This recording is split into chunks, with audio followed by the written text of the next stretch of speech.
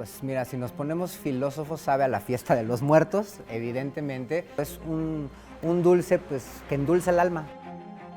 No hay platillo mexicano que sepa más a Día de Muertos que la calabaza en tacha. O al menos, eso es lo que asegura el investigador gastronómico Edgar Salgado, quien en esta ocasión nos cuenta la historia y orígenes de este emblemático dulce de la fiesta de Día de Muertos. Dulces de calabaza hay un montón, ¿no? Está desde como el muy sencillo, que es nada más la calabaza partidita y que se cocina en un almíbar, pero por ejemplo, si nos metemos ya a pueblos como afrodescendientes de la costa de Guerrero, vamos a encontrar dulces de calabaza, pero que llevan maíz cacahuacintle, como una especie de pozole dulce, que le llaman allá aguatumbo, ¿no? Entonces son como expresiones interesantes, o lo podemos ver en la península de Yucatán, en unas empanadas rellenas de dulce de calabaza, que son cierta variedad de pan de muerto que tienen allá, ¿no? Pero sin duda, uno de los que es más socorrido y que enamora es la calabaza en tacha. Pero, ¿por qué se llama calabaza en tacha? Muchas veces los nombres están como vinculados con la técnica, cómo se procesan y cómo se trabajan los ingredientes, ¿no? Entonces, tradicionalmente, la calabaza en tacha se preparaba desde la época virreinal en los casos de cobre, que es el utensilio favorito para la dulcería y la repostería mexicana. ¿Por qué? Porque tiene sus propias características, difunde muy bien el calor, ¿no? De manera pareja, a veces otro tipo de utensilios o otros materiales, pues como que arrebata el fuego, el calor es como disparejo. Entonces, para cocciones largas, el caso de cobre es lo ideal. Y en ciertos contextos, ¿no? Como de haciendas, a estos instrumentos, los casos de cobre, se les conocía como los tachos. ¿Por qué razón? No sabemos, ¿no? Pero entonces, al preparar la calabaza en un tacho, pues la calabaza se convierte en calabaza en tacha. Según registros documentales, la calabaza en tacha comenzó a formar parte del repertorio gastronómico mexicano desde el siglo XX. Pero es posible que su origen se remonte hasta el siglo XIX. O sea, podemos dividir como las fuentes documentales gastronómicas en la época virreinal, las del siglo XIX y ya las del siglo XX, donde viene una explosión de la cocina regional y de la cocina indígena. No se encuentra en épocas tempranas, ¿no? En la cocina virreinal o del siglo XIX, pero esto no quiere decir que no existiera, ¿no? Realmente lo que podemos ver en esos documentos son como maneras de comer más de cierta clase social elevada, no necesariamente la manifestación o la representación de una cocina festiva, popular, en un contexto como mucho más familiar o indígena, ¿no? Entonces, sí, cuando empezamos a verla de manera mucho más presente, es después de la Revolución Mexicana, que ya podemos hablar un poquito más de ese tema, cuando viene este ánimo de definirnos como mexicanos, qué comemos como mexicanos, y entonces se abre el panorama a pues estas manifestaciones culturales, indígenas, y es hasta el siglo XX realmente cuando aparecen las primeras recetas, pero sin duda ya nada más por el nombre y por la técnica, está perfectamente ubicada en el tiempo.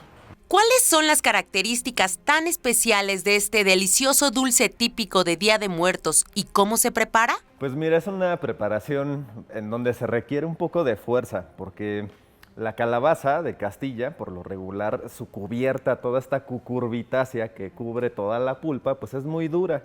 Debes de utilizar ya sea un tubo o un descorazonador de estos de manzana para poder perforar y hacerle muchos hoyitos a esta calabaza. Esto es muy importante para que después, en un caso de cobre, pongas piloncillo, agregas agua, y es muy interesante porque lleva pues los perfumes básicos del virreinato, que es pimienta, clavo y canela, y una vez que se fundió el piloncillo, vas a sumergir esta calabaza y gracias a todos estos hoyitos, pues esta se sumerge muy bien, se hunde en esta miel de piloncillo y se empieza a cocinar a fuego lento por aproximadamente 1 hora, a fuego muy bajito, y ya que pasó este tiempo, pues se deja reposar.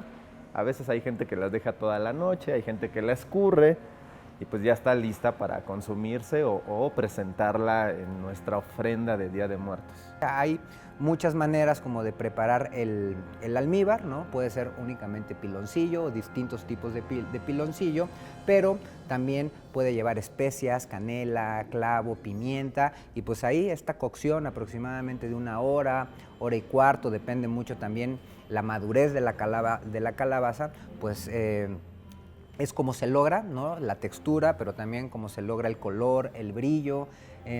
Y esto es muy interesante, pero también muy importante. No vamos a utilizar una calabaza de Castilla que ya esté madura o amarilla. Vamos a utilizar una calabaza verde, ¿no? Que es como en un estado de madurez un poquito anterior, ¿no? Para que soporte el fuego y no se termine haciendo pues, un puré de calabaza. Sin embargo, una de las peculiaridades de la calabaza en tacha es que debe prepararse entera y no debe confundirse con otros dulces de calabaza. Su peculiaridad de la calabaza en tacha es que va el formato así completa la calabaza y se ve como una especie de cerámica, se ve increíble. Hay algunas zonas en Guerrero, Oaxaca, Estado de México, en donde sí, como mencionas, se corta en trozos y se cuece en miel de piloncillo. O está la otra variante que se encuentra todo el año, que es la calabaza cristalizada, pero esa lleva otro procedimiento. Entonces, ¿qué tiene que ver la calabaza en tacha con el Día de Muertos? Y con todo el simbolismo ritual que puede tener el ingrediente en el ámbito de la cosecha, ¿no? La calabaza, y justamente en estas temporadas, significa como la abundancia de la tierra. Es realmente, aunque hay en todo el año, pero realmente la mejor temporada de cosecha de calabaza es ahorita, en la fiesta de los muertos. Entonces, muchas veces las festividades y los platillos que están representados en estas fiestas tienen que ver con los ingredientes de temporada.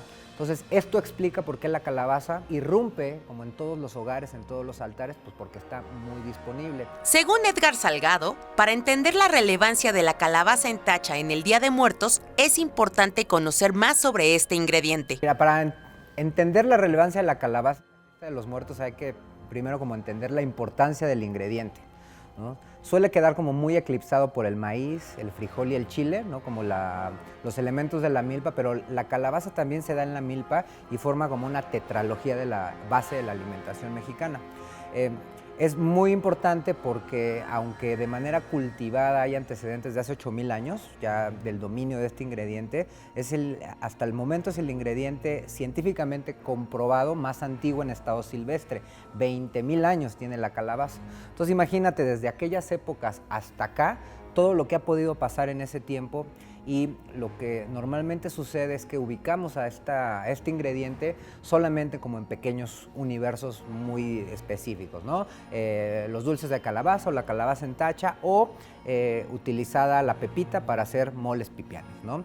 Pero en realidad vemos a lo largo y ancho de todo el país, sobre todo en las comunidades indígenas, ¿no? Y en la cocina regional, un montón de posibilidades de maneras de utilizar este ingrediente, desde aplicada en moles, históricamente en guisos como manchamanteles, guisos virreinales del siglo XIX. Hay como una amplia, un amplio crisol que nos deja ver cómo esa evolución. Yo creo que la calabaza es mágica y sabiéndola utilizar puede ser una muy buena mancuerna, siempre y cuando ella sea la protagonista. Ahora ya lo sabes. Si quieres probar el verdadero sabor de Día de Muertos, no debes dejar de disfrutar de una deliciosa calabaza en tacha. 1TV, información útil.